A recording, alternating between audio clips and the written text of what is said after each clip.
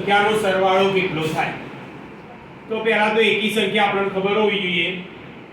1 3 5 7 9 11 13 15 એમ 20 સુધી લેવાય.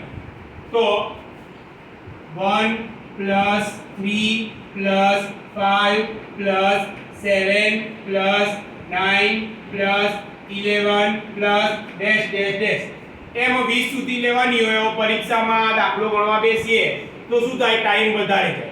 એટલે આપણી જોડે એક શોર્ટકટ મેથડ છે, એક શોર્ટકટ સૂત્ર છે આપણી જોડે કે જ્યારે પણ પ્રથમ એકી સંખ્યાનો સરવાળો હોય તો એના માટે n². n એટલે તો પ્રથમ 20 એટલે n ની જગ્યાએ મૂકી દેવાના 20. તો 20 નો વર્ગ બરાબર 400. આવી રીતે કોઈ પણ તમે સંખ્યા લો કે પ્રથમ 10 તો 10 નો વર્ગ એટલે 100. એટલે પ્રથમ 10 એકી સંખ્યાનો સરવાળો 100 થાય. પ્રથમ 30 એકી સંખ્યાનો સરવાળો તો 30 નો વર્ગ 900. કોઈ પણ સંખ્યા લો તમે તો પ્રથમ એકી સંખ્યાનો સરવાળો જ્યારે લો તે આ સૂત્રની મદદથી આ પ્રશ્નનો જવાબ આપણો આવશે 400. ઓકે.